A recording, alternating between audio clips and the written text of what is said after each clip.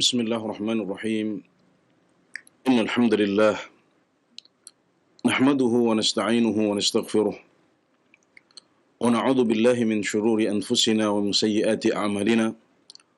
Man yahdihillahu fala mudilla lahu wa man yudlil fala hadiya lahu. Wa ashhadu an la ilaha illallah wahdahu la syarika lahu wa ashhadu anna Muhammadan 'abduhu wa rasuluh sallallahu alaihi wa ala alihi wa ashabihi ajma'in. Amma ba'd. Para pemirsa yang dirahmati Allah Subhanahu wa taala, masih dalam rangkaian hari-hari paling utama sepanjang tahun, yaitu Ashru Dzulhijjah, 10 hari pertama bulan Dzulhijjah, di mana disyariatkan untuk kita amal soleh, seluruh amal soleh, semua yang dicintai oleh Allah Subhanahu wa taala, baik berupa amalan hati, perkataan, perbuatan, yang lahir maupun yang batin. Itu semuanya adalah ibadah yang disyariatkan untuk diperbanyak di musim-musim ibadah, termasuk di awal Dzulhijjah ini. Dan di antara amalan-amalan itu tentunya adalah talabul ilm, menuntut ilmu, mendalami agama Allah Subhanahu wa taala, yang tentang keutamaannya Imam Asy-Syafi'i rahimahullahu taala pernah mengatakan, laisa syai'un ba'dal fara'idhi afdhala min talabil ilm. Setelah amalan-amalan yang wajib, tidak ada yang lebih mulia daripada menuntut ilmu. Kita masih dalam kajian penjelasan hadis-hadis Arba'in Nawawiyah yang dihimpun oleh Imam An-Nawawi rahimahullahu taala dalam karya beliau Al-Arba'un fi Mabanil Islam wa Qawaidil Ahkam. 40 hadis tentang dasar-dasar Islam dan pokok-pokok hukum. Pada pertemuan yang lalu telah kita bahas bersama hadis Ibnu Abbas radhiyallahu anhu yang diriwayatkan oleh At-Tirmidzi rahimahullahu taala, yang berisi tentang perintah untuk menjaga aturan-aturan Allah Subhanahu wa taala agar kita mendapatkan penjagaan darinya. Dan juga bahwasanya segala sesuatu telah ditulis takdirnya oleh Allah Subhanahu wa taala. Dan apa yang ditulis tidak akan luput dari kita. Sebaliknya, apa yang luput dari kita tidak akan mengenai kita. Dan bahwasanya orang seluruh dunia sekalipun, kalau berusaha membahayakan kita atau menolong kita, maka mereka tidak bisa melakukannya kecuali dengan sesuatu yang telah Allah takdirkan akan mengenai kita. Juga perintah agar kita mendekatkan diri kepada Allah, mengenalkan diri kita kepadanya di saat kita senang, agar kita dikenal oleh Allah Subhanahu wa taala dan ditolong olehnya saat kita susah dan terjepit. Juga poin tentang bahwasanya bersama kesabaran ada pertolongan dari Allah Subhanahu wa taala, dan dalam kesempitan ada jalan, dan dalam kesulitan ada kemudahan. Ini adalah poin yang paling penting dari hadis Ibnu Abbas radhiyallahu anhu, ihfazillah yahfazka, sampai akhir hadis. Adapun hari ini kita akan berpindah kepada hadis nomor 20 dari rangkaian Arba'in Nawawiyah, dan dengan demikian kita sudah mendekati pertengahan kitab ini, karena Al-Imam An-Nawawi rahimahullahu taala menghimpun dalam kitab yang agung ini 42 hadis. Hari ini kita masuk ke hadis nomor 20, yaitu hadis An Abi Mas'ud Al-Badri radhiyallahu anhu qala qala Rasulullah sallallahu alaihi wasallam, inna mimma adraka an-nasu min kalamin nubuwwati al-ula idza lam tastahi fasna' ma syi'ta. Rawahu al-Bukhari.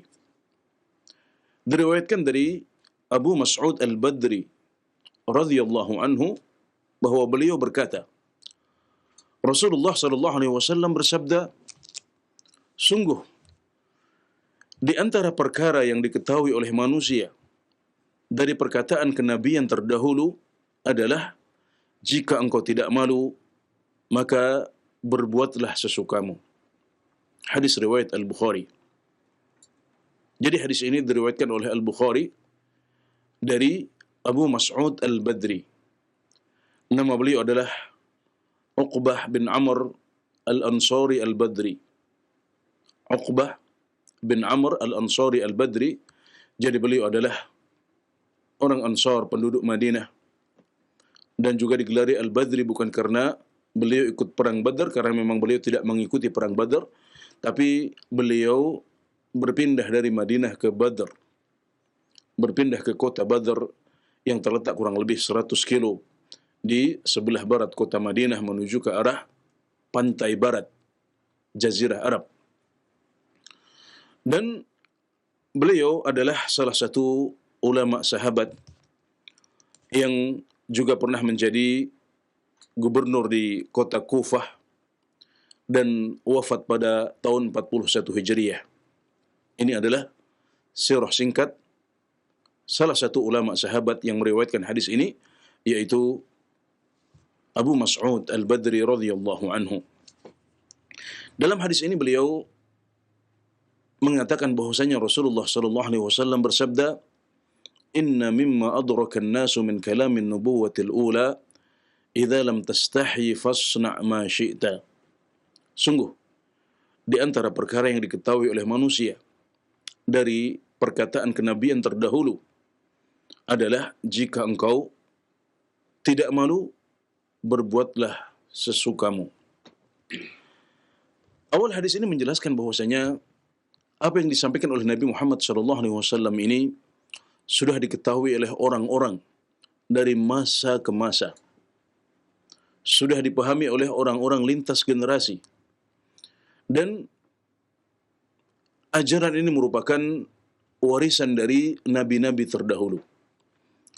Dan ini tidak mengherankan karena agamanya para nabi adalah sama, agama samawi, agama langit yang diturunkan dari Allah Subhanahu wa taala. Mereka saling menegaskan, mereka saling menguatkan. Mungkin berbeda syariat dalam beberapa hal, tapi pokok ajaran agamanya sama dan tidak berbeda. Karenanya di sebuah hadis sahih yang lain, Nabi Muhammad SAW menjelaskan bahwasanya para nabi itu abna'u allat, anak-anak beda ibu satu bapak. Perumpamaan mereka seperti anak-anak yang beda ibu tapi bapaknya satu. Bapaknya satu artinya adalah intisari ajaran agama mereka sama. Pokok-pokok ajaran agama mereka sama. Mereka beda ibu dalam arti ada dalam syariat mereka yang berbeda. Ada perbedaan dalam syariat agama mereka. Barangkali tata cara ibadahnya berbeda. Namun kewajiban mengesahkan Allah Subhanahu wa taala, kemudian larangan untuk berbuat syirik kepada Allah Subhanahu wa taala, ini disepakati oleh semua agama samawi. Sebelum sebagiannya diubah tentunya. Sebelum sebagiannya mengalami perubahan-perubahan. Semua agama ini dahulu mendakwahkan tauhid dan mengajarkan umat manusia untuk meninggalkan syirik dan menyekutukan Allah Subhanahu wa taala. Juga di antara ajaran yang diajarkan oleh nabi-nabi sebelum Nabi Muhammad SAW, kemudian dikuatkan, ditegaskan lagi oleh Islam, adalah ajaran untuk memiliki rasa malu. Seperti yang disebutkan dalam hadis ini. Maka awal hadis ini menjelaskan bahwasanya ajaran untuk memiliki sifat malu, ajaran untuk menumbuhkan rasa malu dalam diri kita adalah ajaran yang sudah diajarkan oleh para nabi sebelum Nabi Muhammad SAW. Kemudian ajaran ini tidak dihapuskan oleh Islam. Artinya ajaran ini masih relevan. Ajaran ini justru malah ditegaskan oleh Islam melalui sabda Nabi Muhammad SAW dalam hadis ini. "Idza lam tastahi fasna' ma syi'ta." Jika engkau tidak malu, maka berbuatlah sesukamu. Perintah Nabi Muhammad SAW di sini, berbuatlah sesukamu. Ini memiliki 3 penafsiran. Yang pertama adalah bahwasanya perintah dalam hadis ini adalah perintah sebagaimana mestinya. Jadi Nabi Muhammad SAW memerintahkan kita untuk berbuat sesuka kita. Kapan? Jika perbuatan yang kita lakukan itu bukanlah sebuah perbuatan yang kita pantas malu darinya. Jika itu bukan maksiat kepada Allah Subhanahu wa taala, jika itu bukan sesuatu yang menghilangkan wibawa kita di hadapan manusia, meskipun barangkali dibolehkan secara agama, maka itu boleh kita lakukan. Jadi kalau perbuatan itu bukan berupa maksiat yang dilarang, bukan sesuatu yang membuat wibawa kita jatuh, bukan termasuk khawarimul muru'ah, maka kita boleh melakukan hal itu. Jangan ragu-ragu, jangan malu, silahkan lakukan. Ini makna hadis Nabi Muhammad SAW ini menurut penafsiran yang pertama. Jadi ada redaksi perintah, fasna' ma syi'ta, berbuatlah sesuka hatimu, dan artinya adalah perintah sebagaimana mestinya. Yaitu perintah dari Nabi Muhammad SAW kepada kita agar berbuat sesuka kita. Tapi kapan? Ketika yang kita lakukan adalah sesuatu yang kita tidak perlu malu darinya. Jangan ragu-ragu, jangan takut, jangan malu. Lakukan saja. Artinya kita boleh untuk melakukan itu. Dan Syekh Abdul Muhsin Al-Abbad rahimahullah ta'ala menjelaskan dalam karya beliau Fathul Qawiyyil Matin fi Syarhil Arba'in, ya, beliau menjelaskan bahwasanya makna perintah di sini artinya adalah pembolehan. Jika kalian tidak malu, jika engkau tidak malu, maka engkau boleh berbuat sesukamu. Dan ini tidak membuat perintah keluar dari babnya. Jadi redaksinya perintah dan maknanya juga perintah. Ya, meskipun perintah itu kadang-kadang berarti wajib, bisa berarti sunnah, bisa berarti boleh. Tapi ini tidak keluar dari bab perintah.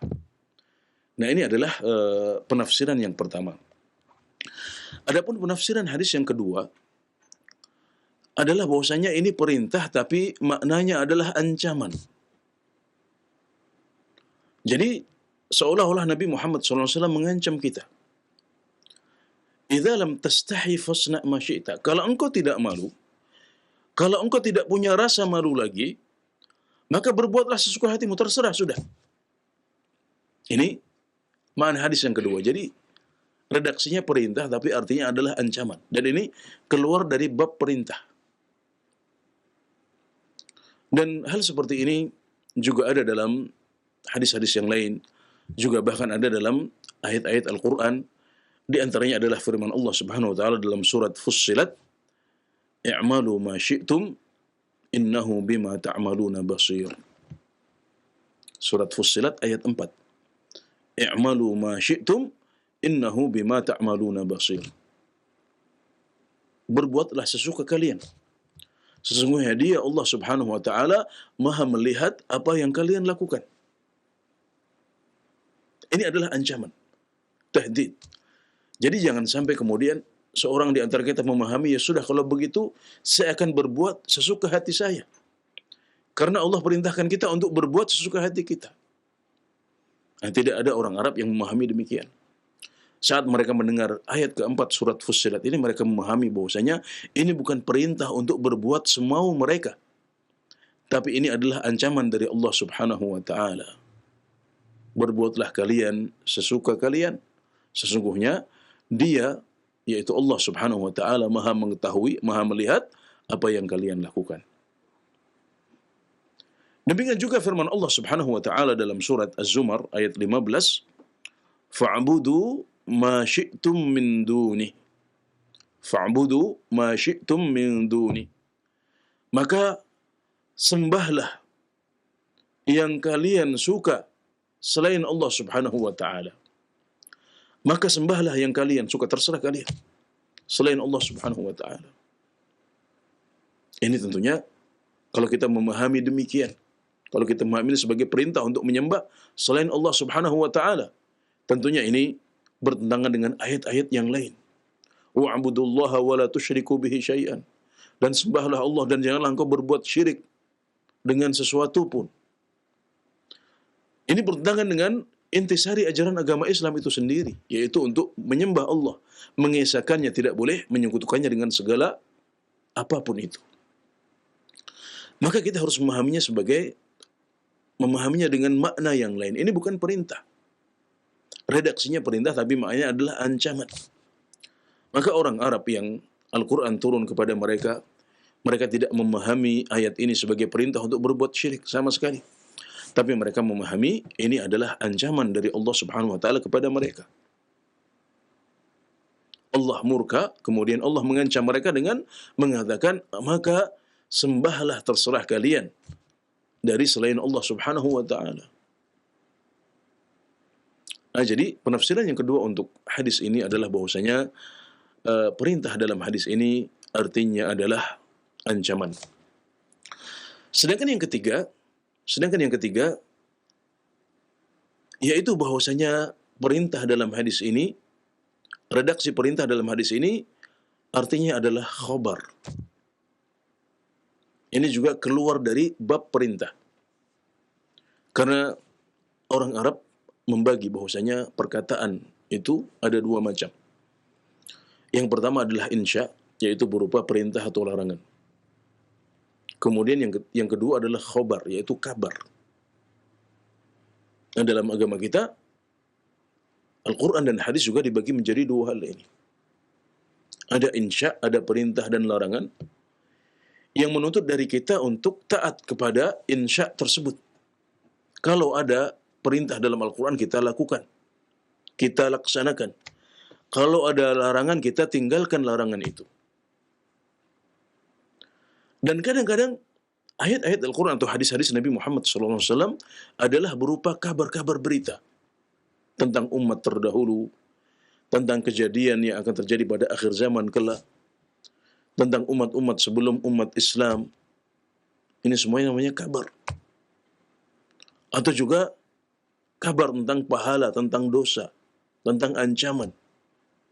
Ini semuanya adalah kabar yang menuntut dari kita untuk percaya. Kalau kita percaya, kita mendapatkan pahala. Kalau kita tidak percaya, mendustakan, maka kita mendapatkan dosa di sisi Allah Subhanahu wa taala. Jadi, menurut para ulama yang mendukung pendapat yang ketiga ini, mereka mengatakan bahwasanya perintah, idza lam tastahi fasna ma syi'ta. Redaksi perintah dalam hadis ini, jika engkau tidak malu, maka berbuatlah sesukamu. Ini adalah kabar. Jadi redaksinya perintah, tapi maknanya adalah kabar. Yaitu bahwasanya Nabi Muhammad SAW mengabarkan bahwa orang kalau sudah tidak punya malu, dia akan berbuat sesuka hatinya. Kabar bahwasanya orang kalau sudah tidak punya malu, maka dia akan berbuat sesuka hatinya. Jadi bukan perintah, bukan ancaman, tapi kabar. Nabi Muhammad SAW ingin mengabarkan, wahai umat Islam sekalian, hendaklah kalian mengetahui bahwasanya orang kalau sudah tidak punya rasa malu, maka dia akan berbuat sesuka hatinya. Dia akan jatuh di mata agama. Dia tidak punya nilai lagi karena dia sudah tidak punya rasa malu. Sehingga kemudian dia berbuat sesuka hatinya, tidak lagi peduli dengan aturan Allah Subhanahu wa taala, tidak lagi peduli dengan hak-hak manusia, tidak lagi peduli dengan ayat Al-Quran dan hadis-hadis Nabi Muhammad SAW. Kenapa? Karena dia sudah tidak punya rasa malu lagi. Jadi ini adalah tiga penafsiran untuk hadis yang agung ini. Dan ini adalah sunnatullah azza wa jal. Ya, Allah Subhanahu wa ta'ala membuat agama sedemikian rupa. Sebagian kita kadang-kadang berpikir, kenapa tidak dibuat redaksi yang tegas saja yang tidak multitafsir? Kita katakan, ini agama Allah Subhanahu wa taala dan dia yang membuat demikian. Dan ada banyak hikmah di balik perbedaan pendapat para ulama dalam menafsirkan suatu ayat atau suatu hadis. Ada rahmat untuk umat Islam, ada kelonggaran, ada pembukaan khazanah Islam yang sangat luas. Ya, ini adalah di antara hikmah yang sudah kelihatan. Dan intinya bahwasanya Allah Subhanahu wa taala sengaja membuat sebagian permasalahan tidak tegas, hanya mengandung satu makna saja. Kadang-kadang redaksinya muhtamil, redaksinya kadang-kadang multitafsir. Bisa berarti ini, bisa berarti itu. Dan kita sebagai hambanya tidak berhak untuk menanyakan Allah Subhanahu wa taala kenapa demikian. Karena ini adalah agamanya. Tapi kita meyakini bahwasanya di balik itu semuanya ada hikmah yang besar yang disiapkan oleh Allah Subhanahu wa taala untuk kita semuanya, dan kita mengimani bahwasanya apa yang Allah turunkan adalah yang terbaik untuk kita dan juga untuk umat manusia. Jadi penafsiran yang pertama bahwasanya perintah di sini tidak keluar dari bab perintah. Perintah tetap perintah, tapi maknanya adalah bahwasanya berbuatlah sesuka hatimu, artinya adalah engkau boleh untuk berbuat sesuka hatimu. Jika engkau tidak punya rasa malu lagi, maka engkau boleh, jika engkau tidak malu, maka berbuatlah sesukamu. Artinya, jika yang engkau lakukan bukanlah sesuatu yang kita pantas malu darinya, maka jangan ragu-ragu, jangan malu-malu, lakukan itu, terserah Anda. Yang kedua, maknanya adalah ancaman. Redaksinya perintah, sama. Redaksinya semuanya perintah. Tapi, penafsiran yang kedua maknanya adalah ancaman. Jika engkau sudah tidak punya rasa malu lagi, ya sudah, berbuatlah sesuka hatimu, terserah kamu. Sedangkan yang ketiga adalah kabar bahwasanya orang yang sudah tidak punya rasa malu, maka dia akan berbuat sesuka hatinya tanpa peduli dengan apapun. Ya, ini adalah penafsiran para ulama untuk hadis yang agung ini. Dan para ulama sebagian menguatkan pendapat yang pertama, sebagian menguatkan pendapat yang kedua, sebagian lagi memilih pendapat yang ketiga. Namun, ala kulli hal, apapun yang terjadi pada perbedaan penafsiran oleh para ulama ini, dan masing-masing punya sudut pandangnya, masing-masing punya dalil yang menguatkannya. Tapi mereka semuanya sepakat bahwasanya hadis ini menunjukkan pentingnya memiliki sifat malu bagi seorang muslim. Dan bahwasanya sifat malu adalah sebuah sifat yang agung, sebuah akhlak yang mulia, yang kalau kita memilikinya maka kita akan beruntung besar. Dan kalau kita kehilangan sifat yang agung ini, maka kita akan mengalami kerugian yang luar biasa besar. Mereka menyepakati hal ini. Dan sebelum kita melangkah lebih lanjut, kita perlu mengetahui apa definisi malu itu. Ibnu Hajar al-Asqalani rahimahullahu ta'ala memberikan definisi tentang malu agar kita jangan sampai salah paham.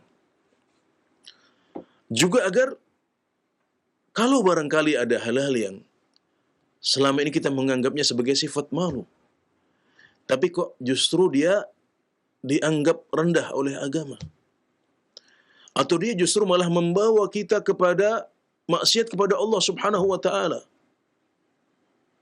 Ngakunya malu, katanya didasari rasa malu. Dari definisinya kita akan tahu bahwasanya itu berarti bukan rasa malu yang dimaksudkan oleh agama Islam.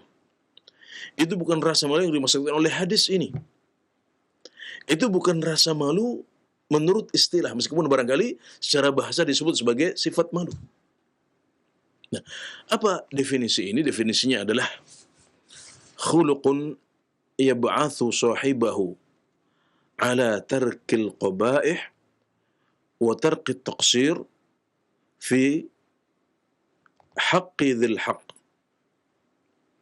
Khuluqun yab'athu sahibahu ala tarkil qaba'ih wajtinabit taqsir fi haqqi dhil haqq. Jadi malu menurut beliau adalah sebuah akhlak, sebuah perangai yang membawa pemiliknya untuk meninggalkan perkara-perkara yang jelek, dan juga membuat pemiliknya bisa menghindari teledor dalam menunaikan hak orang yang punya hak. Sekali lagi, rasa malu adalah sebuah perangai yang membawa pelakunya untuk bisa meninggalkan perkara-perkara yang jelek. maksiat kepada Allah Subhanahu wa taala. Kita bisa meninggalkan perkara ini karena kita punya rasa malu. Juga dengan rasa malu ini kita bisa meninggalkan atau menjauhi sikap teledor dalam menunaikan hak orang yang punya hak. Baik itu adalah Allah Subhanahu wa taala, Allah punya hak atas kita untuk ditaati, untuk dihindari dosa-dosa yang telah ditetapkannya. Ataupun hak manusia. Kita tidak boleh zalim kepada mereka, tidak menyerang jiwa mereka, tidak menyerang harta mereka, tidak menyerang akal dan kesehatan mereka. Ini adalah hak manusia. Jadi, intinya, rasa malu menurut Ibnu Hajar Al-Asqalani adalah sebuah perangai yang membawa pelakunya untuk bisa meninggalkan perkara-perkara yang jelek dan buruk, serta menjauhi teledor, menjauhi keteledoran dalam menunaikan hak pemilik hak.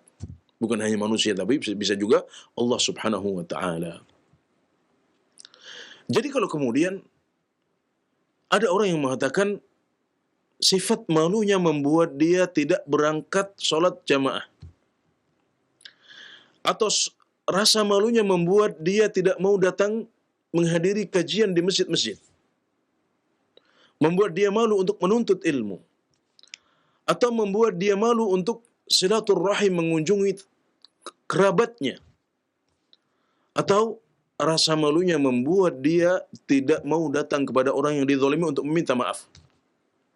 Maka kita katakan, ini bukan rasa malu yang dimaksudkan oleh Islam.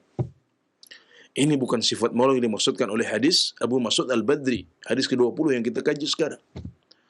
Itu bukan rasa malu menurut istilah agama kita, meskipun iya ketika orang tidak berangkat sholat jamaah karena malu ketemu orang, tidak silaturrahim karena malu dengan para kerabatnya, tidak meminta maaf kepada orang yang dia zalimi karena malu, tidak mau belajar menuntut ilmu karena dia malu. Itu juga dalam bahasa disebut sebagai malu. Dia pemalu. Saking pemalunya tidak mau berangkat ke masjid. Saking pemalunya tidak mau silaturrahim, tidak mau minta maaf, tidak mau menuntut ilmu. Maka itu adalah sifat malu menurut bahasa, tapi bukan sifat malu yang dimaksudkan oleh Islam secara istilah, yang dimaksudkan oleh hadis-hadis Nabi Muhammad SAW, termasuk hadis Abu Mas'ud Al-Badri yang sedang kita kaji bersama saat ini. Dan rasa malu dalam Islam ini memiliki ranah penerapan yang sangat luas. Jadi rasa malu bisa dipraktikkan dalam banyak hal. Rasa malu itu memang adalah amalan hati. Tapi dia tidak hanya berhenti di hati. Dia akan membawa kita kepada pengamalan Islam dalam bidang-bidang yang lain. Sebagaimana dijelaskan oleh Rasulullah SAW dalam sebuah hadis riwayat Tirmidzi, di mana Nabi Muhammad SAW bersabda, "Istahyu minallahi haqqal haya."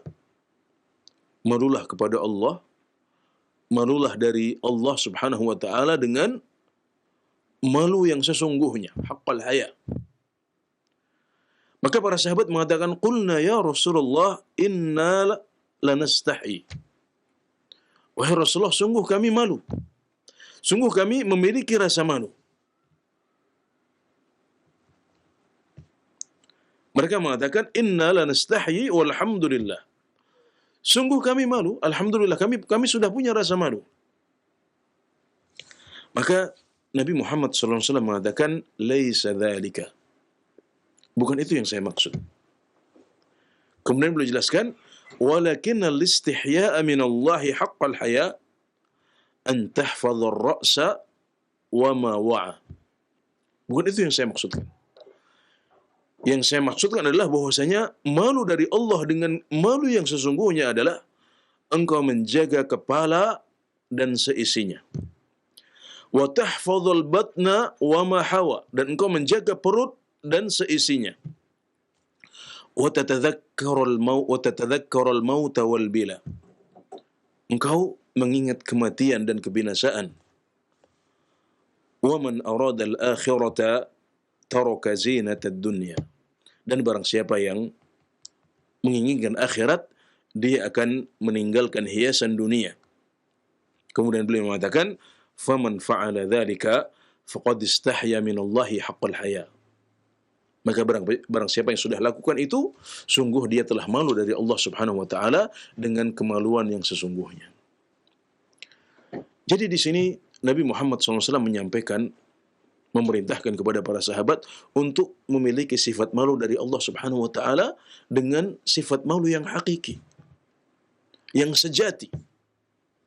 Maka mereka mengatakan, "Oh Rasulullah, kami alhamdulillah semuanya punya rasa malu." Tapi Nabi Muhammad SAW menjelaskan bahwasanya tidak hanya malu seperti yang kalian pahami, tapi sifat malu ini memiliki makna yang lebih luas. Beliau menjelaskan bahwasanya malu kepada Allah Subhanahu wa taala dengan sebenar-benar malu. Dengan malu yang sejati adalah menjaga kepala dan seisinya. Apa isi kepala kita? Telinga, pikiran, mata, mulut, hidung. Ini semuanya adalah isi kepala yang harus kita jaga. Menjaga telinga kita dari mendengarkan hal yang diharamkan oleh Allah Subhanahu wa taala. Mata kita dari maksiat. Mulut kita dari ucapan-ucapan yang tidak baik. Ini semuanya adalah bentuk malu kepada Allah Subhanahu wa taala. Jadi bukan cuma di hati, tapi terwujudkan, terrealisasi di kepala kita, di telinga kita, di mata kita, di mulut kita. Juga di perut kita dan seisinya. Apa yang kita makan? Apa yang kita minum? Apakah kita makan riba? Apakah kita makan makanan yang haram? Apakah kita masih minum minuman yang dilarang oleh Allah Subhanahu wa taala?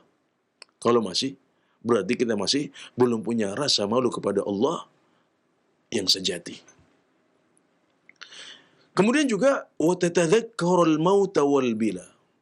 Engkau mengingat kematian dan kebinasaan. Ini adalah bentuk malu kepada Allah Subhanahu wa taala. Kalau kita malu kepada Allah, kita akan ingat bahwasanya dunia ini hanya pendek, kecil, kerdil jika dibandingkan dengan alam akhirat, dan yang membatasi antara kita dengan alam akhirat adalah kematian dan kebinasaan. Kita akan mati, kita akan binasa, dan kehidupan kita di sana tergantung pada apa yang sudah kita usahakan saat masih di dunia. Kalau kita malu kepada Allah, kita akan terus ingat kematian, kita ingat kebinasaan, dan ingat dengan alam yang sesungguhnya itu alam akhirat. وَمَنْ أَرَادَ الْآخِرَةَ تَرَكَ زِينَةَ الدُّنْيَا. Dan kalau kita malu kepada Allah dengan kemaluan yang sejati, dengan rasa malu yang sejati, maka kita akan mengejar akhirat. Kita akan meninggalkan hiasan dunia. Dunia ini kecil kerdil, terlalu remeh untuk sampai menyibukkan kita dari urusan akhirat kita. Dan kalau kita masih tenggelam dalam dunia kita, masih mengabaikan akhirat, maka berarti kita belum malu kepada Allah Subhanahu wa taala. Makanya di akhir hadis beliau mengatakan, "Faman fa'ala dzalika faqad istahya minallahi haqqal haya." Maka barang siapa yang melakukan ini semuanya, menjaga kepala dan isinya, menjaga perut dan isinya, mengingat kematian dan kebinasaan, kemudian mengejar akhirat dan meninggalkan dunia, itu semuanya adalah tanda bahwasanya seseorang itu sudah malu kepada Allah dengan rasa malu yang sejati dan sesungguhnya. Jadi hadis ini menjelaskan kepada kita bahwasanya malu meskipun dia adalah amalan hati, dia membawa kita kepada amalan-amalan anggota tubuh yang lain. Dia membantu kita untuk baik dalam ucapan, baik dalam perbuatan. Maka rasa malu membuat kita bisa mengamalkan seluruh ajaran Islam yang lain, insyaallah. Kemudian juga rasa malu ini dijelaskan oleh Nabi Muhammad SAW memiliki dampak yang besar untuk agama kita. Dalam sebuah hadis riwayat Al-Bukhari disebutkan bahwasanya Nabi Muhammad SAW melewati seorang pria yang sedang mencela saudaranya yang kelewat malu. Orang ini mengatakan kepada saudaranya, "Innaka la tastahi, sungguh engkau sangat pemalu." Ka'annahu yaqul qad adharra bika. Saudaranya ini mengatakan bahwasanya rasa malumu ini telah membahayakan. Maka obrolan itu didengarkan oleh Nabi Muhammad SAW yang sedang lewat di situ. Maka lihatlah apa yang dilakukan oleh Nabi Muhammad SAW. Beliau mengatakan, da'hu fa innal haya'a minal iman.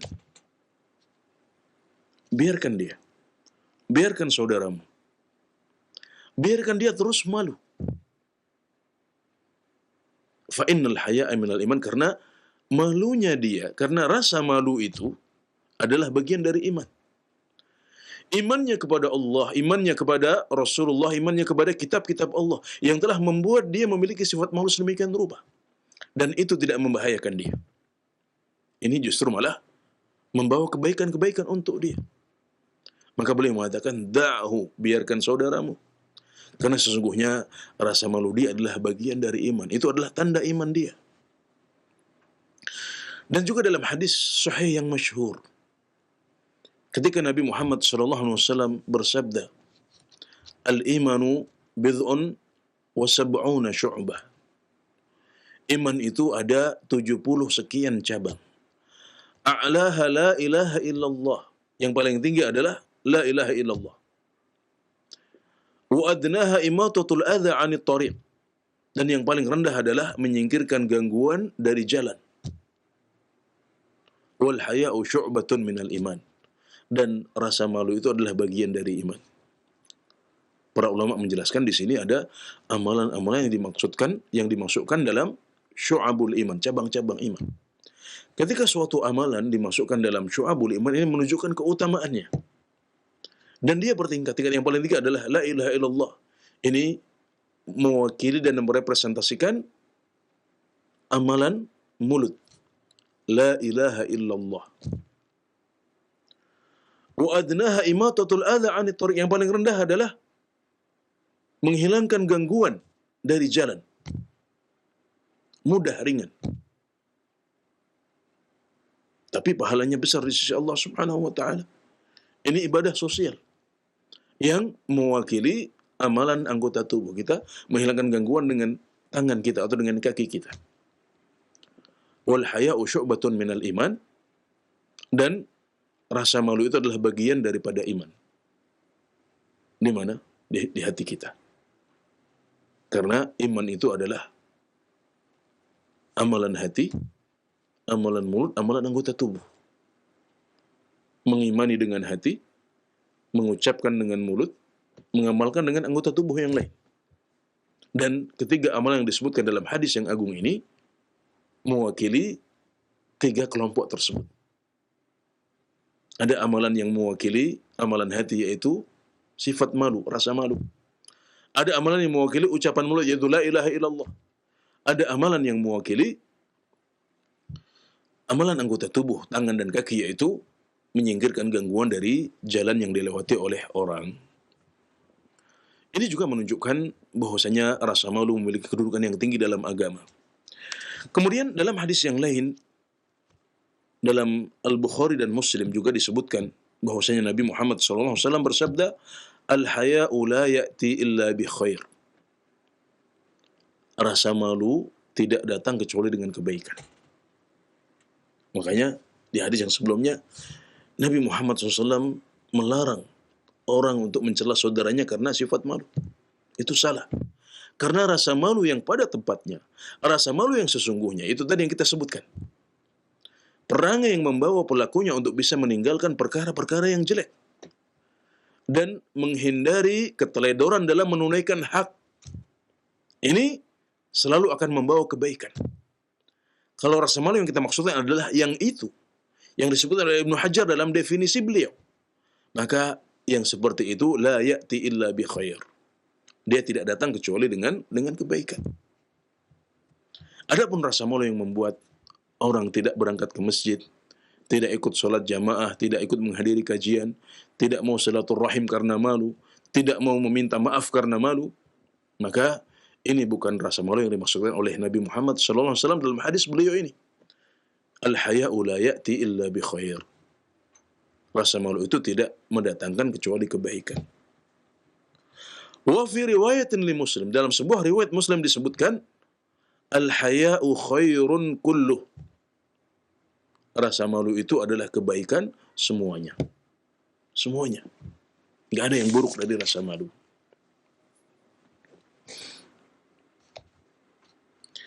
Kemudian di antara yang menunjukkan hal ini juga adalah sebuah hadis riwayat Tirmidzi, bahwasanya Nabi Muhammad sallallahu alaihi wasallam bersabda, "Ma kana al-fuhsyu fi syai'in illa syana, wa ma kana al-haya'u fi syai'in illa zana."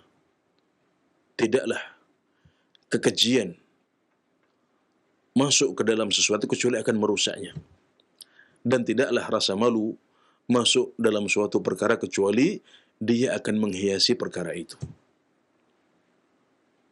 Jadi, kalau kekejian, keburukan masuk dalam suatu perkara, perkara itu akan menjadi buruk.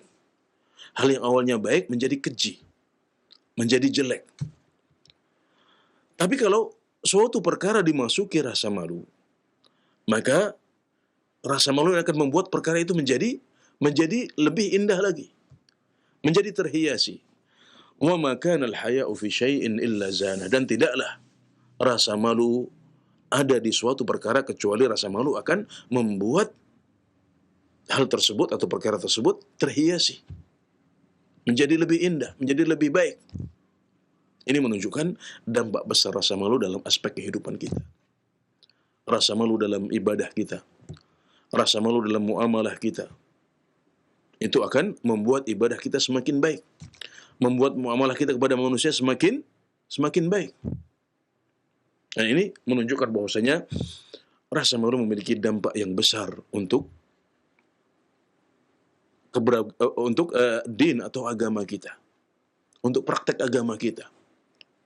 Dia akan membawa kebaikan. Jadi intinya, rasa malu memiliki kedudukan yang sangat tinggi di sisi Allah Subhanahu wa taala, memiliki kedudukan yang terhormat dalam agama Islam. Dia memiliki ranah aplikasi dan penerapan yang sangat luas dalam seluruh aspek Islam, dan dia juga memiliki dampak yang besar untuk sendi-sendi Islam kita yang lain. Perlu diketahui juga bahwasanya para ulama membagi rasa malu menjadi dua macam. Yang pertama adalah rasa malu yang alami atau jibilli, yang sudah dimiliki oleh seorang hamba sejak dia lahir. Menurut istilah sebagian kita, bawaan dari orok. Ya, jadi ada sebagian orang yang dari kecil sudah sangat pemalu. Jadi ada rasa malu yang sifatnya seperti ini, sifatnya anugerah dari Allah Subhanahu wa taala. Diberikan kepada orang-orang tertentu, si fulan, si fulan, si fulan. Maka dari kecil dia sudah memiliki sifat malu yang luar biasa tinggi. Ini mirip apa yang diberikan oleh Allah Subhanahu wa taala dan dianugerahkan kepada Ashaj Abdul Qais. Ketika wafdu Abdul Qais, sebuah kabilah ya, mendatangi Nabi Muhammad sallallahu alaihi wasallam. Mereka yang sudah masuk Islam dan sangat rindu untuk berjumpa dengan Nabi Muhammad sallallahu alaihi wasallam, ketika tiba di kota Madinah, mereka begitu turun dari kendaraan mereka langsung datang menyerbu Nabi Muhammad SAW, berlomba untuk bersalaman dan berjumpa dengan beliau. Tapi ada satu orang yang tetap di belakang. Dia bereskan dulu tunggangan beliau. Kemudian beliau bersiap, bersih-bersih dulu. Kemudian baru setelah semuanya beres, beliau datang kepada Nabi Muhammad SAW. Maka ketika melihat perbedaan itu, ada sebagian orang yang ya barangkali karena saking kangennya, saking rindunya kepada Nabi Muhammad SAW, ingin segera berjumpa. Maka berjumpa dengan apa adanya. Sementara Ashaj Abdul Qais ini datang setelah menyiapkan diri, membersihkan diri, membereskan semua urusan. Maka ketika datang kepada Nabi Muhammad SAW, Nabi berkata kepada beliau, "Inna fika khoslataini yuhibbuhumullah." Wahai Ashaj, sungguh pada dirimu ada dua perangai yang dicintai oleh Allah Subhanahu wa taala. Al-hilmu wal anah. Al-hilm, kemampuan untuk menahan diri. Orang-orang buru-buru datang ke masjid untuk segera berjumpa dengan Nabi Muhammad SAW. Tapi beliau bereskan dulu urusannya. Ini harus dibereskan dulu, harus ada persiapan karena akan berjumpa dengan Nabi Muhammad SAW. Ini hilm, kemampuan untuk menahan diri, sabar. Kemudian al-anah adalah kehati-hatian. Dan dalam sebuah riwayat disebutkan bahwasanya Ashaj Abdul Qais bertanya kepada Rasulullah, "Wahai Rasulullah, apakah dua sifat ini adalah sesuatu yang dipelajari atau sesuatu yang diberikan oleh Allah Subhanahu wa taala kepada saya?" Maka beliau menjelaskan bahwasanya dua sifat ini adalah anugerah dari Allah Subhanahu wa taala kepadamu, wahai Ashaj Abdul Qais. Nah, ini adalah sebuah anugerah yang besar. Makanya setelah menyebutkan jenis rasa malu yang pertama ini, Ibnu Rajab Al-Hambali menyebutkan ini adalah min ajalil akhlaq allati yamnahuha Allahul 'abda. Ini adalah termasuk akhlak yang paling bagus yang diberikan oleh Allah Subhanahu wa taala dan dianugerahkannya kepada seorang hamba. Jadi ini anugerah yang sangat besar. Allah kasih, Allah bagi. Memang Allah membagi akhlak sebagaimana Dia membagi rezeki kepada kita. Ada yang rezekinya begitu luas, ada yang terbatas, ada yang akhlaknya luar biasa tinggi dan banyak. Ada juga sebagian yang tidak punya akhlak. Allah membagi kepada hamba-hambanya. Kemudian jenis rasa malu yang kedua adalah rasa malu yang muktasab, yang bisa dipelajari, yang bisa dilatih. Nah, kalau kita bukan termasuk kelompok yang pertama, kita harus mengusahakan yang kedua. Bagaimana caranya? Ibnu Rajab Al-Hambali menjelaskan, rasa malu ini bisa kita latih, bisa kita dapatkan dengan beberapa hal. Di antaranya ma'rifatullah, mengenal Allah Subhanahu wa taala. Semakin kita mengenal Allah Subhanahu wa taala, kita akan semakin malu kepadanya. Kita akan memiliki sifat malu yang lebih besar. Wa ma'rifati 'azamatih, juga mengenal keagungan Allah Subhanahu wa taala. Allah sangat besar. Bermaksiat kepada Allah tidak sama dengan membangkang kepada selain Allah Subhanahu wa taala. Maka para ulama kadang-kadang mengatakan, jangan engkau melihat kecilnya maksiat yang kau lakukan. Mungkin kita mengatakan ini maksiat kecil saja. Tapi lihatlah kepada siapa engkau berbuat maksiat. Maksiat itu kita lakukan kepada zat yang maha besar, Allah Subhanahu wa taala. Nah, kalau kita selalu hadirkan keagungan Allah, kebesarannya, ya, baik dalam kedudukan maupun dalam zatnya, maka kita akan memiliki sifat malu yang besar kepada Allah Subhanahu wa taala. Wa qurbihi min ibadihi wa ittila'ihi 'alaihim. Juga mengenal kedekatan Allah Subhanahu wa taala dari kita. Dan bahwasanya Allah Subhanahu wa taala mengetahui segala apa yang kita lakukan. Dia Maha melihat, Dia Maha mengetahui. Kalau kita sadar itu, kita akan semakin malu kepada Allah. Kita akan malu untuk berbuat maksiat, berdosa kepadanya. Kemudian beliau mengatakan, "Fahadha min a'la khisalil iman, bal huwa min a'la darajatil ihsan." Yang seperti ini, rasa malu yang bisa dilatih dan diusahakan ini, kalau kita bisa mencapainya, maka itu termasuk salah satu derajat iman yang paling tinggi. Bahkan itu termasuk salah satu derajat ihsan yang paling tinggi. Ketika kita bisa beribadah kepada Allah, seolah-olah Allah melihat kita. Kita malu untuk macam-macam dalam sholat kita. Maka kita khusyuk, seolah-olah Allah melihat kita. Kalau tidak sampai tingkat itu, maka kita berusaha untuk sholat. Fa in lam takun tarahu fa innahu yaraka. Nah, yang pertama, kita berusaha agar sholat seolah-olah kita melihat Allah. Tapi kalau tidak, maka kita hadirkan bahwasanya Allah melihat kita. Ini adalah dua derajat ihsan. Dan iman ihsan ini sesuatu yang bisa kita usahakan, bisa kita pupuk, bisa kita kembangkan, bisa kita latih. Jadi, rasa malu itu ada dua macam. Ada rasa malu yang diberikan dan dianugerahkan oleh Allah Subhanahu wa taala, karunia, hibah dari Allah Subhanahu wa taala. Dan itu adalah hibah yang sangat besar dan agung. Yang kedua adalah sifat malu yang bisa kita latih dan kita kembangkan.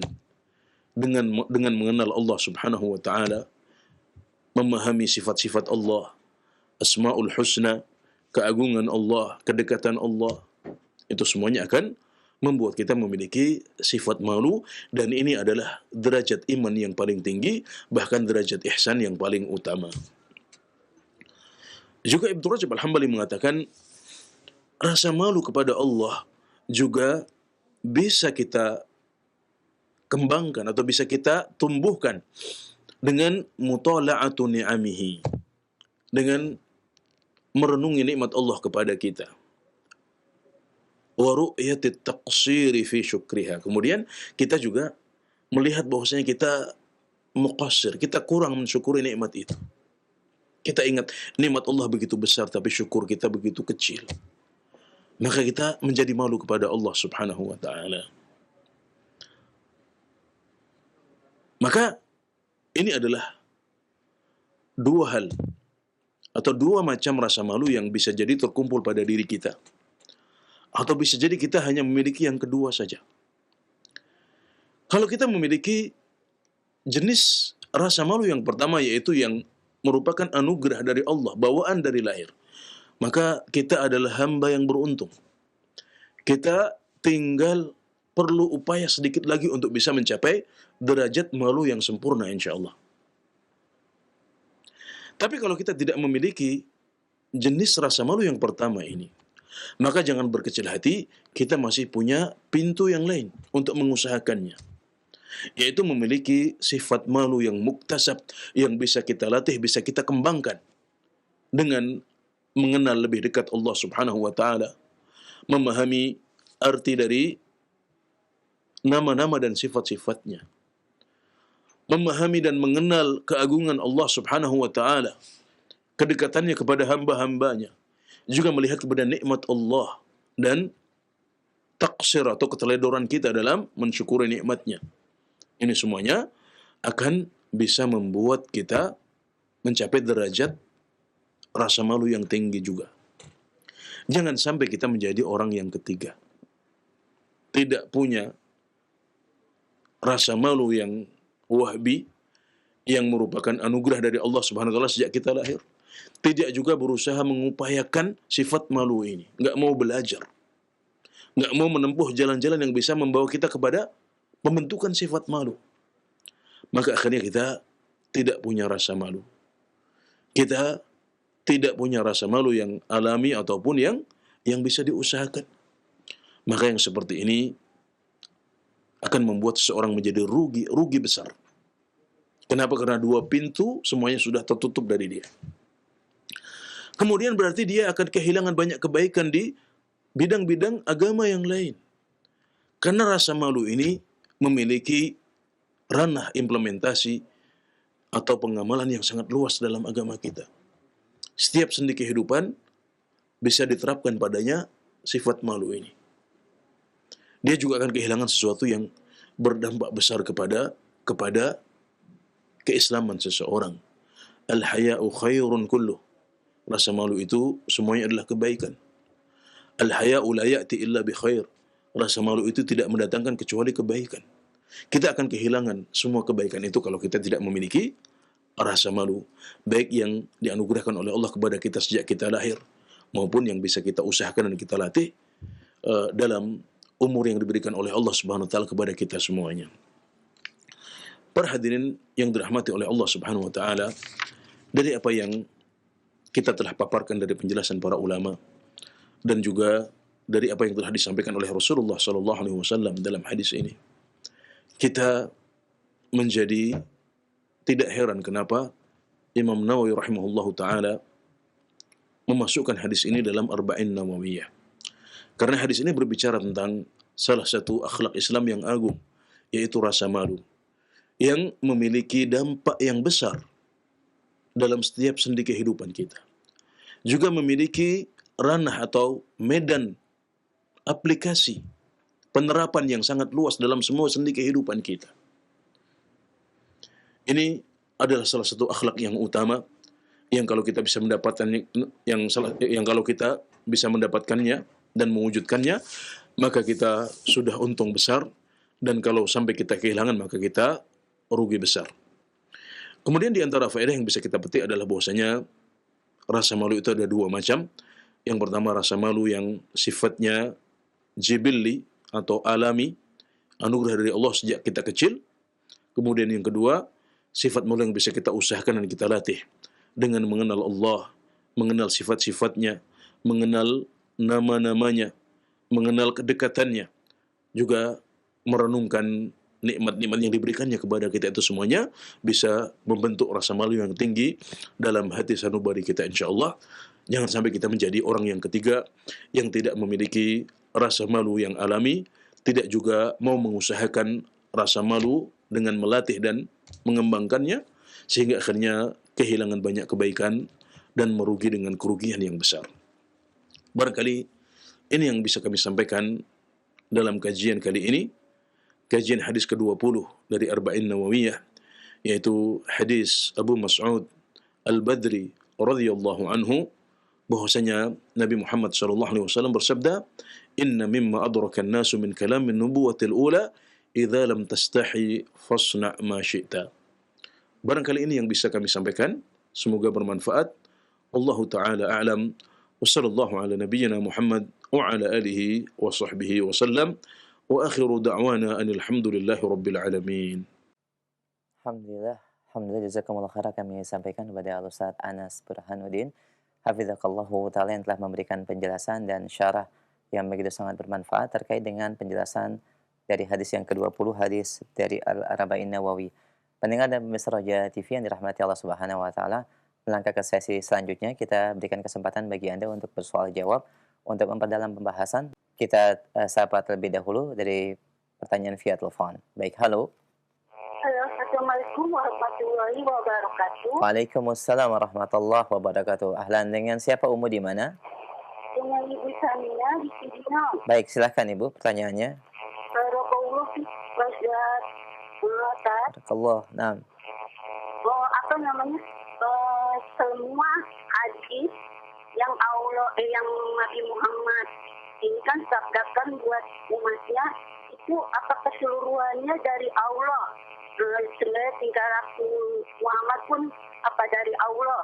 Dan kenapa disebut orang di luar tauhid itu punya penyakit hati? Mohon nasihatnya saja Jazakumullah khairan. Mohon maaf Ibu Samina, sebelumnya semua tadi sempat terputus. Semua hadis maksudnya? Oh ya, apa itu baik. Dari Allah, baik. Dari pelakunya.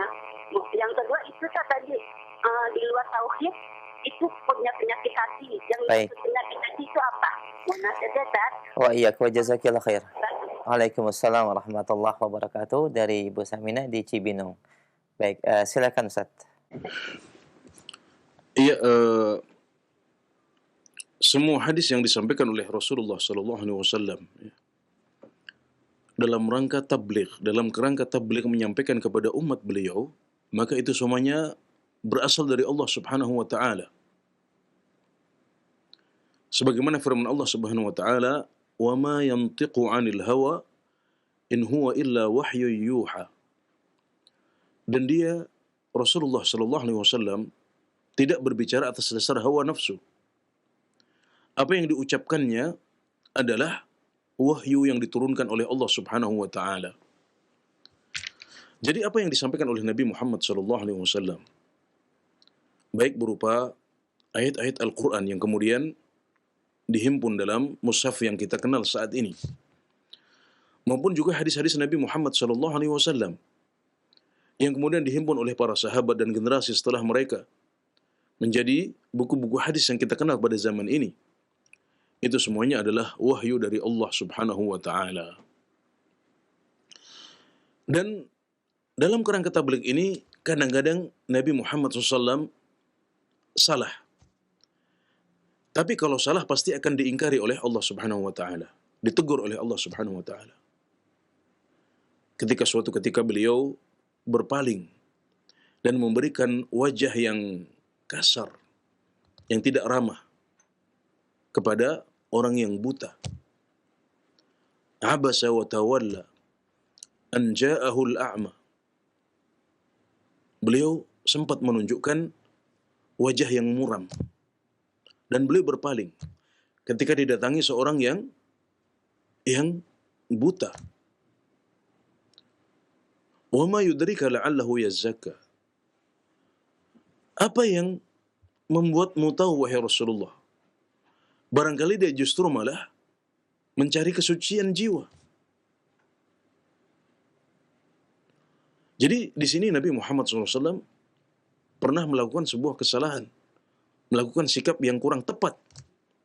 Tapi akhirnya beliau ditegur oleh Allah Subhanahu wa taala dalam ayat ini, abasa wa tawalla.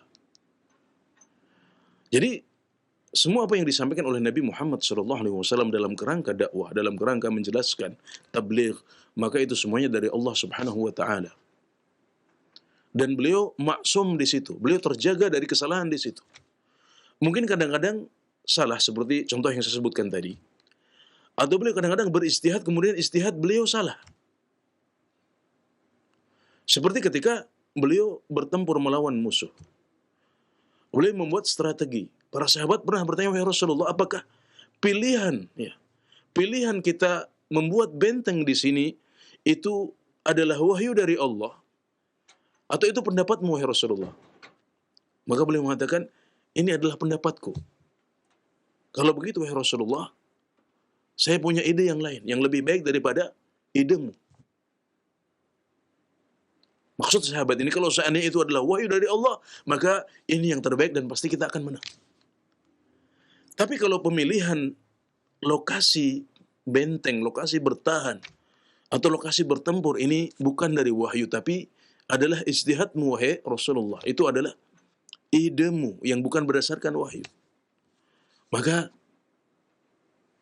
ini bukan tempat yang tepat untuk bertahan. Ada tempat yang lebih tepat untuk membuat benteng. Kita bertahan di sana. Maka akhirnya Nabi Muhammad SAW menerima pendapat itu. Jadi memang ada juga sisi-sisi yang bukan sisi tabligh. Atau sisi tabligh tapi beliau sempat salah. Sisi agama tapi beliau sempat salah, kemudian ditegur oleh Allah Subhanahu wa taala atau ditegur melalui para sahabat. Ada juga yang bukan sisi tabligh. Misalnya dalam urusan dunia. Ketika suatu saat Nabi Muhammad SAW melewati sebuah kaum yang sedang melakukan takbir. Takbir adalah proses pengawinan pohon kurma jantan dengan pohon kurma betina. Ya. Kurma itu ada yang jantan, ada yang betina. Dan dibutuhkan proses bantuan agar serbuk kurma jantan ini bisa mengenai kurma betina atau manggarnya kurma betina. Harus diambil serbuk dari kurma jantan kemudian ditaburkan ke kurma betina. Tanpa ini kurma tidak bisa berbuah. Kecuali kalau misalnya ada bantuan alam, ya ada bantuan angin misalnya, karena kedua pohon itu berdekatan, bisa jadi serbuk kurma jantan berpindah ke kurma betina dengan bantuan angin. Tapi kalau lokasinya berjauhan, maka harus dilakukan proses takbir, proses pengawinan antara dua pohon ini. Suatu saat beliau melewati para sahabat yang sedang melakukan takbir atau pengawinan kurma ini. Maka beliau mengatakan, halla taraktumu, kenapa tidak kalian tinggalkan saja? Maka para sahabat menyangka bahwasanya itu adalah wahyu dari Allah Subhanahu wa taala. Mereka pun tidak mengawinkan pohon kurma mereka tahun itu, dan apa hasilnya? Kurma mereka tidak berbuah tahun itu. Karena memang sunnah kauniyahnya seperti itu. Akhirnya mereka datang mengeluhkan kepada Nabi Muhammad SAW, wahai Rasulullah, kami mengira itu adalah wahyu yang disampaikan oleh Allah kepadamu, kemudian engkau menyampaikannya kepada kami, maka kami tidak melakukan takbir pada tahun itu. Maka tahun ini pohon kurma kami tidak berbuah, wahai Rasulullah. Maka Nabi Muhammad SAW kemudian mengatakan, antum a'lamu bi umuri dunyakum. Kalian lebih paham dengan urusan dunia kalian. Jadi ini tidak berdasarkan wahyu dari Allah Subhanahu wa taala. Ini ijtihad dari beliau, kemudian beliau salah di situ. Tapi hadis ini sendiri juga mengandung beberapa hal, beberapa faedah yang berhubungan dengan sisi agama, yaitu bahwasanya dalam urusan dunia maka kita bisa jadi lebih paham daripada Rasulullah sallallahu alaihi wasallam. Kemudian juga menunjukkan bahwasanya para sahabat sangat mengimani wahyu. Artinya kalau mereka benar-benar tahu bahwasanya itu wahyu, maka mereka akan amalkan itu. Tidak banyak diskusi lagi, tidak banyak pertentangan lagi. Itu sifat mereka seperti itu. Nah, ini adalah teladan yang diberikan oleh para sahabat kepada kita semuanya. Nah, jadi ada aspek tabligh, yaitu menyampaikan wahyu kepada umat Islam, dan juga ada aspek ijtihad Rasulullah SAW, dan kalau beliau berijtihad kemudian salah, maka beliau akan ditegur oleh Allah Subhanahu wa taala. Ya, ini yang pertama. Kemudian yang kedua tentang penyakit hati. Penyakit hati adalah penyakit yang sangat berbahaya, karena hati adalah organ yang paling vital dalam badan kita. Nabi Muhammad SAW bersabda, sungguh di badan kita ada satu organ yang kalau baik, seluruh tubuh akan baik, dan jika organ ini rusak, maka seluruh anggota tubuh juga akan rusak. Ala wahyal qalb, dia adalah jantung. Atau yang sering diterjemahkan dalam bahasa Indonesia dengan hati. Hati bukan dalam arti liver, tapi bukan hati sebagai organ liver, tapi hati spiritual. Dia adalah organ yang paling penting, maka kesehatan hati adalah yang paling penting. Amalan hati adalah yang paling penting. Kita tidak boleh meremehkannya. Kita harus memperhatikan amalan-amalan hati lebih dari perhatian kita kepada amalan-amalan mulut dan tangan serta kaki. Kita juga harus memperhatikan penyakit hati lebih besar daripada perhatian kepada penyakit fisik. Penyakit hati berarti kerugian akhirat. Penyakit fisik cuma kerugian dunia saja. Dan salah satu penyakit hati yang paling berbahaya adalah syirik kepada Allah Subhanahu wa taala dan tidak bertauhid seperti yang disinggung dalam pertanyaan. Iya. Orang yang berbuat syirik, tidak bertauhid kepada Allah, menyekutukan Allah Subhanahu wa taala, maka hatinya sudah sakit. Fitrahnya sudah ternodai, sudah terkontaminasi, tidak murni lagi. Hatinya sudah bukan hati yang bersih lagi. Dan ketika seseorang sudah menyekutukan Allah Subhanahu wa taala, berpindah agama, murtad dari Islam, maka itu adalah cermin dari keburukan-keburukan yang barangkali tidak terlihat. Jadi ketika seseorang sudah berbuat syirik, dia sudah tidak bertauhid, dia sudah keluar dari Islam, maka itu bukan serta-merta terjadi seperti itu. Allah tidak sesatkan hati ini menjadi syirik, menjadi musyrik, kecuali setelah dia berbuat dosa sebelumnya. Dosa zina, dosa khamr, dosa riba, dosa ini, dosa itu, dosa kezaliman. Sehingga dosa ini menumpuk, terakumulasi. Sehingga akhirnya hatinya sudah sakit, sudah hitam, sudah tidak punya rasa sakit lagi saat berdosa.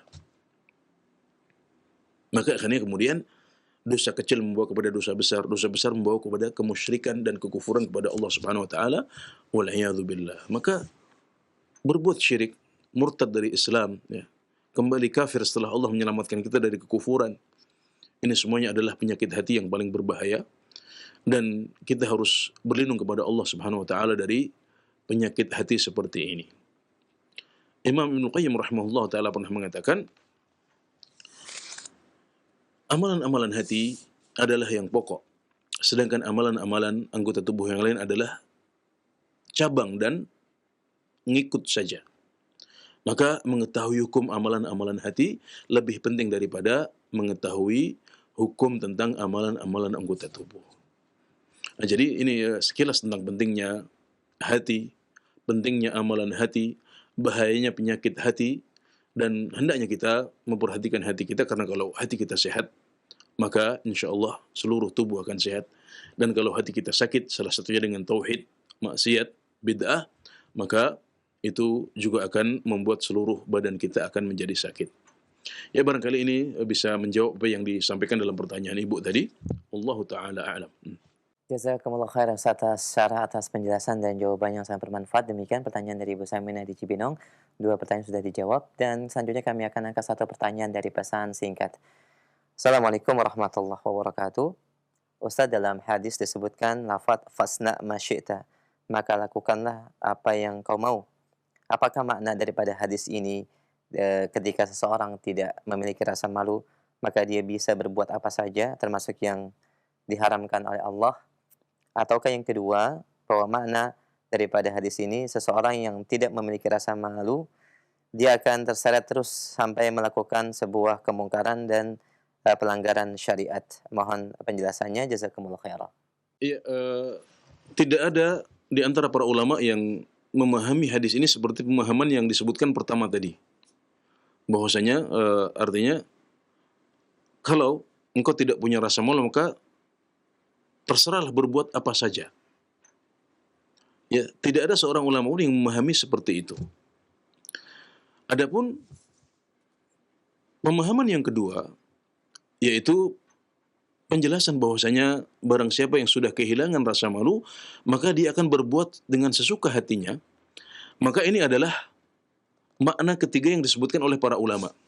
Jadi mungkin barangkali saudara penanya tadi tidak sempat mendengarkan kajian di awal, di mana saya menyebutkan 3 penafsiran ulama untuk arti fasna ma syi'ta. Perintah atau redaksi perintah dalam hadis, maka berbuatlah sesukamu. Jadi penafsiran yang ketiga adalah kabar dari Nabi Muhammad SAW bahwasanya barang siapa yang tidak punya rasa malu lagi maka dia akan berbuat sesuka hatinya dan terus seperti itu. Jadi di sini perintah berarti kabar. Kemudian arti yang kedua adalah bahwasanya perintah di sini berarti ancaman. Kalau engkau sudah tidak punya rasa malu maka berbuatlah sesuka hatimu. Ini dipahami oleh orang Arab sebagai ancaman, bukan pembebasan untuk berbuat sesuka hati kita. Ya, maka makna yang disebutkan tadi sebenarnya berhubungan dengan penafsiran yang kedua ini, tapi tidak seperti itu. Orang Arab ya tidak memahami itu sebagai pembebasan untuk berbuat terserah kita, karena ini jelas bertentangan dengan agama Islam. Islam tidak mengajarkan itu, tapi kita harus memahaminya bahwasanya perintah di sini artinya adalah ancaman. Kita diancam sebagaimana firman Allah Subhanahu wa taala, fa'malu ma syi'tum. Maka berbuatlah sesuka kalian. Atau i'malu ma syi'tum innahu bima ta'maluna basir. Maaf, jadi saya salah menyebutkan ayat. I'malu ma syi'tum innahu bima ta'maluna basir. Lakukanlah sesuka kalian. Sungguh Allah Maha melihat apa yang kalian lakukan. Jadi ini bukan pembebasan, tapi ini adalah ancaman. Sedangkan makna yang pertama, ini saya berangkat dari yang ketiga, kemudian yang kedua, yang ke-1. Adapun makna yang pertama disebut oleh para ulama adalah bahwasanya perintah di sini artinya adalah pembolehan. Maksudnya, kalau engkau sudah tidak, kalau engkau tidak malu, maka engkau boleh berbuat sesuka hatimu. Engkau boleh berbuat sesukamu kapan? Kalau yang engkau lakukan adalah sesuatu yang kita tidak perlu malu darinya. Ya, thalabul ilm, salat jamaah, silaturrahim, minta maaf kepada orang lain, ini adalah semua adalah kebaikan. Kita tidak perlu malu untuk melakukan itu semuanya. Maka arti yang pertama adalah perintah berarti pembolehan. Kita boleh untuk berbuat sesuka kita, jangan ragu-ragu. Maksudnya, silakan lakukan saja, jangan ragu-ragu. Tapi kapan? Syaratnya, kalau yang kita lakukan adalah sesuatu yang kita tidak pantas malu darinya. Nah, jadi ini adalah 3 penafsiran yang disebutkan oleh Ibnu Rajab Al-Hambali untuk makna idza lam tastahi fasna ma syi'ta. Ya, dan salah satu dari yang disebutkan dalam pertanyaan itu masuk ke makna yang ketiga, ya. Masuk ke makna yang ketiga, sedangkan yang satu lagi itu tidak pernah dipahami sama sekali oleh para ulama. Ya, orang Arab tidak memahami seperti itu. Mereka tidak memahaminya sebagai pembolehan atau pembebasan, tapi mereka memahaminya sebagai ancaman dari Allah Subhanahu wa taala agar kita tidak jatuh dalam perkara seperti itu dengan seenaknya berbuat sesuka hati, karena ini bukan pembebasan, tapi ini adalah sebuah ancaman dari Allah Subhanahu wa taala yang sudah murka dengan kita. Ya, demikian penjelasan para ulama untuk makna hadis ini. Silahkan bisa dirujuk lagi di awal kajian, kita sudah membahasnya dengan lebih lengkap. Walhamdulillah. Khair Ustaz atas penjelasan dan jawabannya yang disampaikan. Barakallahu fikum. Dan pendengar serta pemirsa Roja TV, ini merupakan pertanyaan kami terakhir di kesempatan sore hari ini karena keterbatasan waktu yang ada. Dan Ustaz, silakan sebagai ikhtitam dan kesimpulan dari kajian kita. Dari hadis yang agung ini kita bisa simpulkan bahwasanya rasa malu adalah akhlak yang agung yang diajarkan oleh agama kita dan juga diajarkan oleh nabi-nabi sebelum Rasulullah SAW dalam agama mereka. Maka ini termasuk hal-hal yang pokok yang disepakati oleh seluruh agama. Maka hendaknya kita berusaha untuk memiliki dan tidak kehilangan kesempatan untuk memiliki sifat yang agung ini. Karena kehilangan sifat malu berarti kerugian yang sangat besar. Dan ada dua pintu yang bisa kita dapatkan, yang bisa kita tempuh untuk bisa meraih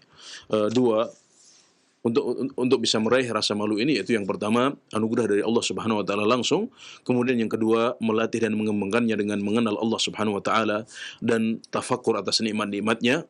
Jangan jadi orang yang ketiga yang tidak memiliki rasa malu anugerah dan juga tidak memiliki rasa malu yang diusahakan dan dilatih, karena itu adalah kerugian yang besar yang berhubungan dengan urusan akhirat kita. Barangkali ini yang bisa kami sampaikan pada kesempatan sore hari ini. Kita akhiri dengan kafaratul majlis. Subhanakallahumma wa bihamdik, asyhadu an la ilaha illa anta, astaghfiruka wa atubu ilaik.